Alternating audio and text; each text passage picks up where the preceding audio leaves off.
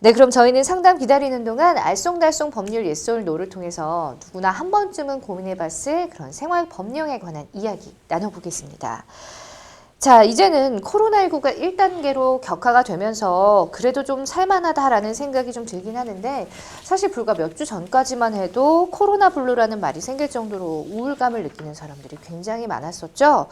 우울감으로 인해서 홧김에 사고가 참 많이 일어났던 것 같은데요. 그래서 오늘 OX의 주제는 바로 홧김에입니다.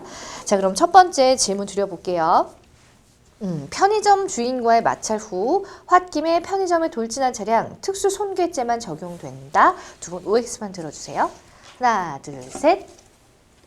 네, 그렇죠. 이렇게만 되면 안 될 것 같습니다. 두 분 다 이제 X를 들어주셨는데, 자, 이 사건도 사고를 낸 여성분이 홧김에 저지른 일이었다고 하는데 어떤 사건이었는지 배 변호사님 좀 설명해 주세요. 네, 얼마 전이죠. 그 2020년 9월 지난달인데요. 그 평택의 한 편의점에서 발생한 사고인데, 네. 그 편의점 주인과 다툰 여성이 차를 몰고 가게 안으로 차를 가지고 들어갔죠. 그래서 문을 부시고 들어가서 편의점 안에 있는 가판대라든지 이런 것들을 다 차로 휘젓고 다니면서 막 난리가 났던 사건인데요. 네. 그래서 이제 경찰이 와서 뭐 공포탄을 쏘고 나서야 비로소 이제 뭐 진압이 되었다라고 하는데 다행히 편의점 안에서는 다친 사람은 별로 없었고요. 네. 알고 봤더니 그 황모 씨는 그 편의점에 무슨 그 공모전을 낼 그림을 편의점 통해서 보냈나 봐요. 네. 그 그림이 뭐 없어져가지고 편의점 주인하고 갈등을 좀 빚었다고 합니다. 아, 그런 어쨌든 뭐 자기 딴에는 사유가 있었지만 뭐 그 차를 끌고 편의점을 휘젓고 다니는 공포탄 이런 거 보니까 그 해외 영화에 나오는 한 장면이 그렇죠. 연상되네요. 자, 그 사라진 공모전 그림 때문에 홧김에 그랬다 하더라도 황모 씨 행동이 저는 잘 이해가 되지 않습니다. 자, 이렇게 홧김에 충동적으로 사고를 일으키는 경우가 많나요? 이게? 네. 이렇게 지금 이 사안만 보더라도 편의점 돌진 사고를 내기 이전에 황모 씨는 공모전 그림 분실 사고 관련해서 편의점에 지속적으로 찾아가서 업주와 계속 자주 다퉜다고 합니다. 그래서 이로 인해서 업무방해 혐의로 이미 기소가 된 상황이었습니다. 예. 그러던 중에 편의점에서 담배를 사려고 했는데 거부를 당하자 무시를 당했다고 생각해서 욱해서 차량으로 돌진한 것입니다. 예. 그런데 이 황모 씨는 알고 보니 2년 전에 분노 조절을 참지 못하고 차량으로 병원 외벽을 들이받고 징역 8개월에 집행유예 2년을 선고받은 상태인데요. 그래서 집행유예 기간에 이와 같은 범죄를 또 저지른 것입니다. 그랬군요. 그렇다면 다시 OX 퀴즈로 돌아와서 홧김에 편의점에 돌진해서 기물을 파손한 황모 씨, 과연 특수손괴죄 외에 또 어떤 것들이 적용해질 수가 있을까요? 네, 그 일단 범죄는 세 가지 정도가 생각이 되는데 하나는 특수재물손괴, 두 번째는 특수상해, 마지막으로 하나는 이제 그 업무방해가 생각될 수 있는데요. 일단은 재물손괴, 위험한 물건인 자동차를 가지고 그 편의점에 재물을 손괴했기 때문에 특수재물손괴에 성립하는 것은 의문의 여지가 없고 만약에 그 안에 사람이 있어가지고 다쳤다. 네. 그럼 역시 위험한 물건인 자동차를 가지고 이용해서 사람의 상해가 있기 때문에 특수상해. 예. 그리고 허위 사실을 유포하거나 위계 또는 기타 위력으로서 사람의 업무를 방해하면은 업무방해죄가 성립을 하는데요. 이 자동차를 들고 들어간 위력에 해당할 수 있거든요. 네. 그래서 아마 업무방해까지도 성립할 수 있을 것 같습니다. 세 가지로 정리를 네, 해주셨습니다. 그리고 이제 네. 아마 또 구속사유라는 게 있거든요. 구속사유? 네, 예. 주거 불분명, 네. 도주 우려, 증거인멸 우려가 있으면 법원은 이제 그 법원은 구속영장을 발부할 수가 있는데 네. 이 사건은 도주 우려가 있다라고 봐서 네, 구속이 되었죠. 아, 실제로 네. 구속이 됐나요? 맞습니다. 그렇군요. 자, 형사소송으로 만약에 넘어간다면 이 경우에는 형량이 어느 정도 될 거라고 보세요, 송 변호사님? 네, 배선수 변호사님께서 말씀해주신 세 가지 중에서 이제 특수상해가 가장 중요한데요. 보통 우리가 위험한 물건으로 사람에게 상해를 했을 때는 1년 이상, 10년 이하의 징역에 처할 수 있습니다. 예. 그리고 특수재물손괴는 5년 이하의 징역, 그리고 업무방해죄도 5년 이하의 징역이기 때문에 이 정도 사안이면 실형이 나올 수 있는 상황이 매우 높다고 생각이 듭니다. 그렇군요. 아무리 그래도 자동차를 돌진을 했다는 건 굉장히 또 위험한 상황이 초래됐을 것으로 보이는데 홧김에 길이 아닌 곳을 질주하는 건 타인의 생명 위험한 행동임을 반드시 좀 기억을 하셔야 될 것 같습니다. 자, 그러면 두 번째 홧김의 사건으로 한번 넘어가 보겠습니다. 홧김에 아이 팔아요. 아동을 매매하는 행위로 간주 10년 이하의 징역에 처한다. 어떻게 보시나요? 자, OX판 들어주세요. 하나, 둘, 셋. 네, 역시 정의는 살아 있습니다. 그래야만 하겠죠. 자, 최근 이슈가 되고 있는 사건이고 저희도 방송에서 얼마 전에 또 다룬 사건이기도 한데 한 중고거래 사이트에 올라온 아이 20만 원에 팔아요. 이 사건 정말 큰 논란거리가 되고 있죠, 송 변호사님? 네. 일단 사건에 대해서 설명을 드리면 27살 된 A씨가 아이의 아빠의 부재 속에서 경제적으로 양육이 어려워지자 중고거래 사이트에 20만 원에 판다고 이제 게시한 건데요. 네. 이에 놀란 네티즌들이 신고를 했습니다. 그래서 아이는 공공산후조리원에서 보호를 하고 있는 상황입니다. 그래서 아기의 엄마는 입양 상담을 받다가 홧김에 글을 썼다고 이제 해명을 했는데요. 예. 현재 이 사건에 대해서 경찰은 아동복지법 위반 여부에 대해서 면밀히 조사를 하겠다고 밝혔습니다. 그래서 아동복지법은 아동을 매매하는 행위에 대해서 10년 이하의 징역에 처한다고 규정하고 있습니다. 예. 또한 산모에 대한 수사와 별개로 유관기관과 협조해서 영아와 산모를 지원할 방안을 모색할 계획이라고 했습니다. 그래서 많은 분들이 아기의 안위를 걱정을 많이 하셨는데요. 맞아요. 네, 그 부분은 이제 방안을 찾을 계획이라고 합니다. 아휴, 그나마 참 다행입니다.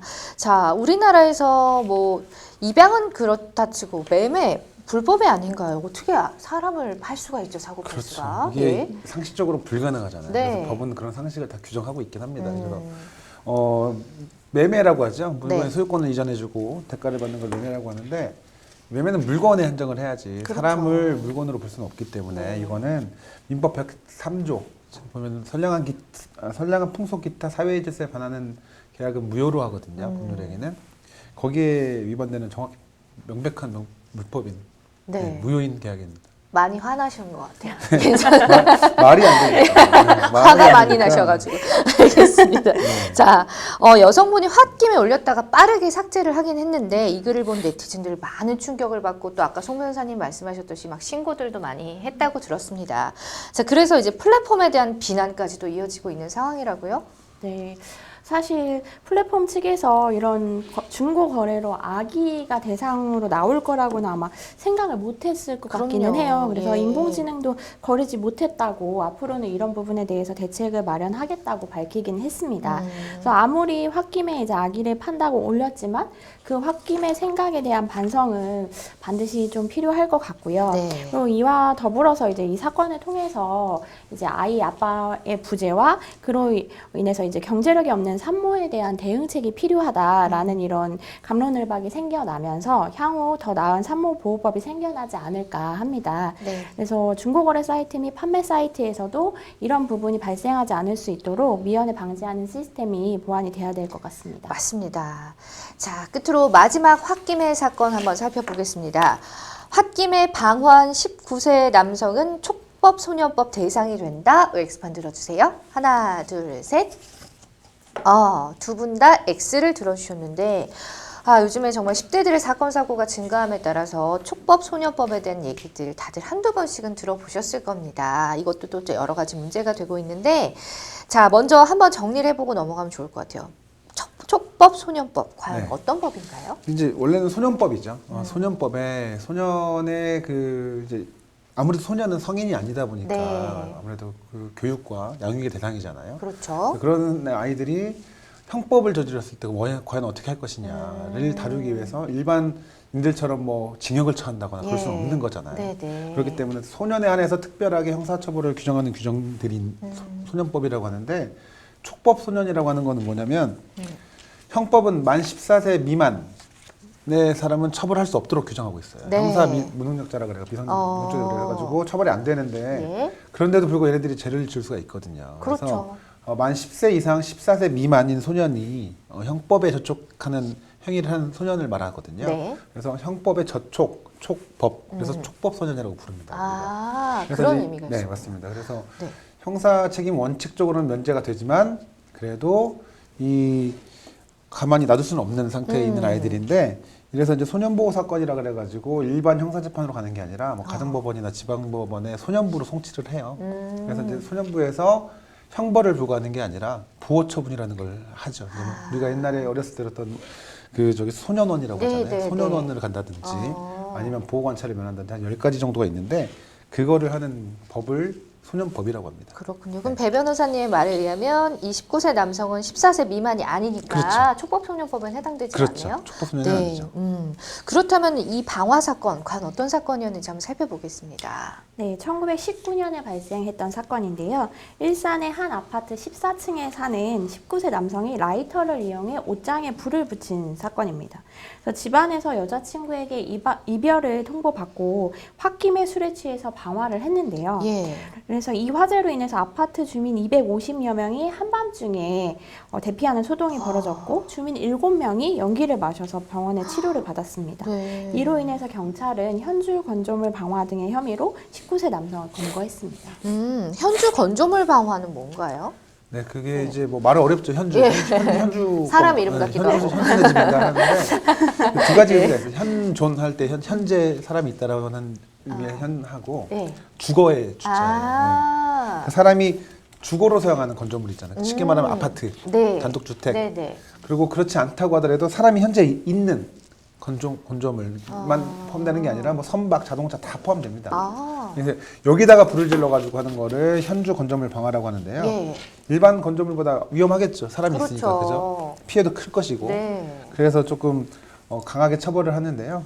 현주 건조물 방화를 하는 사람은 무기 또는 3년 이상의 징역에 처하고 만약에 그 안에 사람이 있었기 때문에 사람이 상해에 이르렀다라고 네. 하면 무기 또는 5년 이상의 징역, 그리고 만약에 사망에 이르겠다 그러면 사형 무기 또는 7년 이상의 징역에 처하게 됩니다. 그렇군요. 자, 처벌 수위가 좀 중요한 것 같습니다. 당연히 네, 그래야 하고요. 자, 오늘은 홧김에를 주제로 이제 OX 퀴즈를 하면서 여러분들에게 좀 다양한 정보를 드렸는데 홧김에 저지른 방화로 인해서 마지막 사건 같은 경우도 250여 명이 대피를 하는 소동이 일어났었잖아요. 이렇게 홧김에 한 행동이 타인에게는 엄청난 위협이 될 수 있음을 반드시 잊지 말고 기억해야겠습니다. 자, 여러분은 지금 생방송 법률 상담과 함께하고 계십니다.